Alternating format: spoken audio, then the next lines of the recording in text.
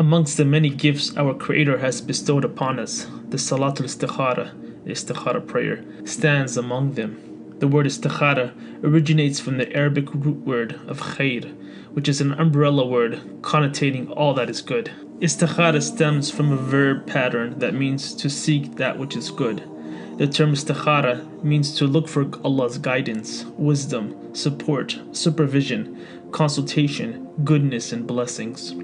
When a Muslim is confused about how to resolve a matter, he can ask for Allah, the Glorious, to aid him by reciting the Istikhara prayer. Salat al-Istikhara is a powerful tool that God, the Most Merciful, the Compassionate, has given His slaves so they can seek His guidance and wisdom in all matters of life, whether big or small.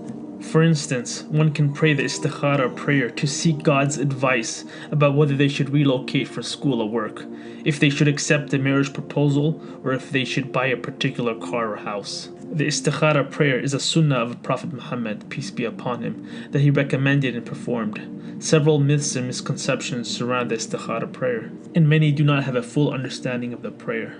The prayer is performed simply. Whenever one faces a decision, he or she would first need to do their part by researching possible solutions to their quandary.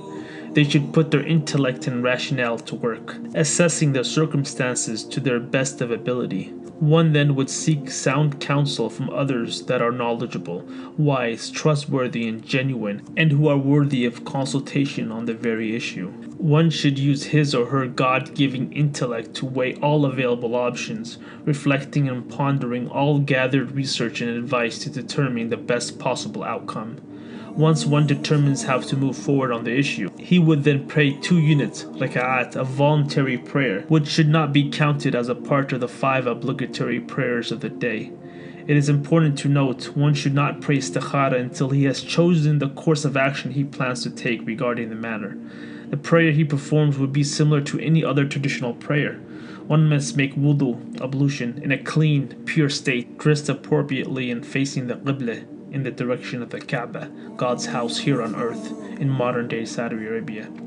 It is also recommended to seek God's forgiveness and mercy at the beginning of the prayer, especially if you consistently commit sins. After completing 2 units of prayer, one would then recite the supplication taught to us by our final prophet, Muhammad, peace and blessings be upon him. If one has not memorized the dua, the supplication prayer, he can then read it from a piece of paper. It is to be recited in the Arabic language, just as our Prophet taught us. Yet if one is new to Islam or cannot read Arabic, then one can read the transliteration. During the supplication, a moment arrives where the one praying would name the question or decision he faces, in any language of his liking. While it's best to state the matter verbally, one can also think or visualize their need in their minds. When one is praying or supplicating the istikhara, he is asking God the Almighty as to whether or not they should move forward with a particular matter.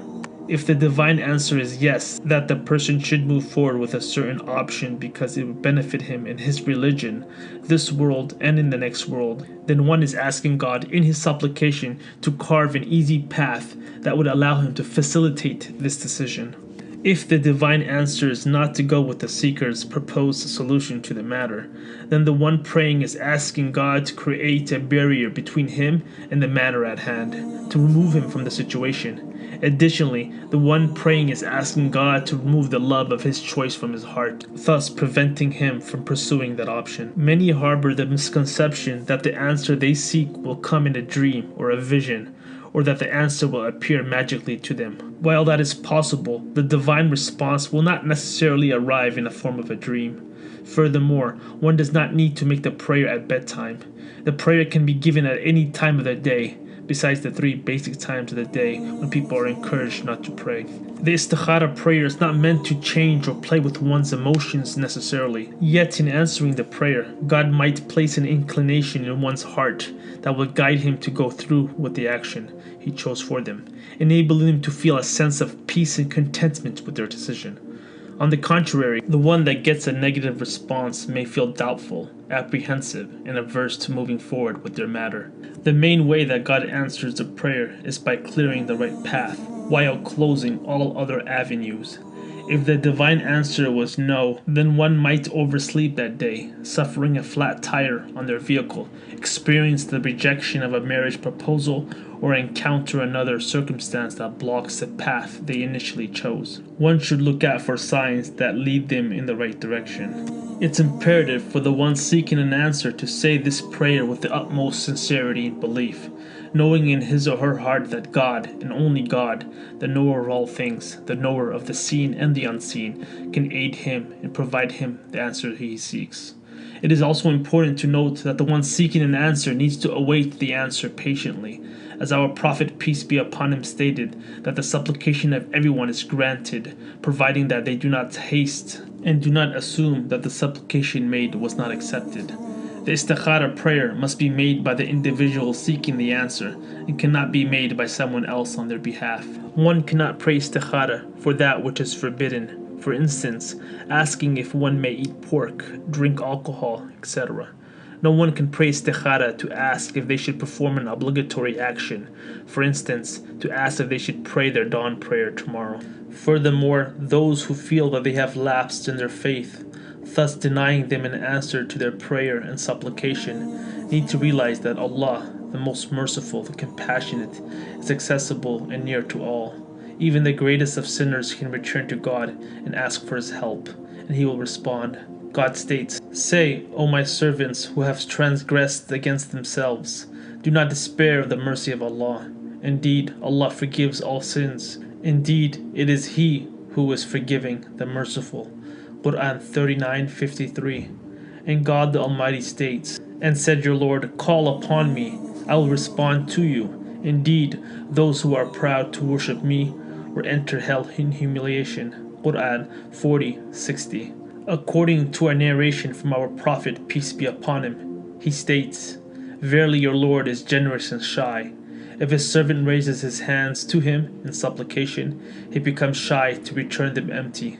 If you do not feel that your prayer has been answered, this could mean that God the Glorious might want you to continue asking for His divine guidance and assistance. So continue to supplicate and never give up hope. You can pray the Istikhara prayer repeatedly until you feel confident and comfortable.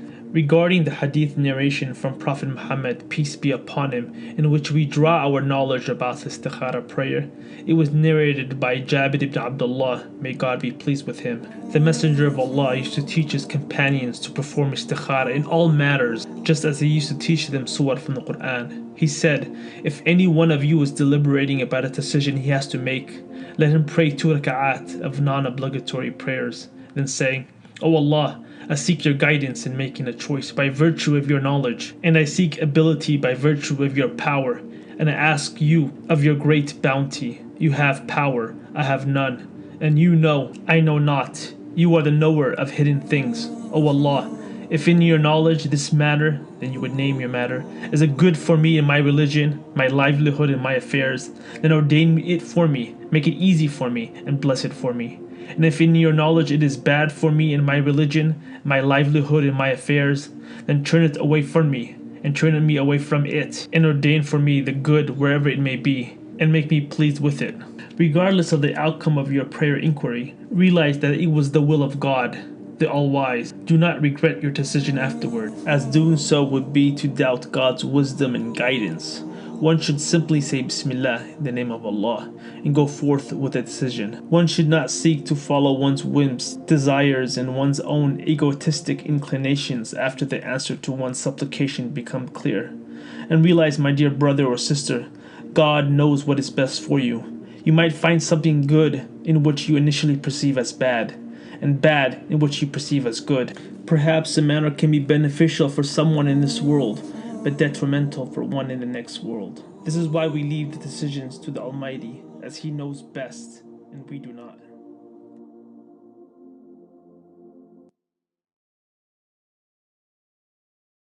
Our Prophet narrated, "Whoever guides another to a good deed will get a reward similar to the one who performs it." So please like, subscribe, and share this video. Assalamu alaikum.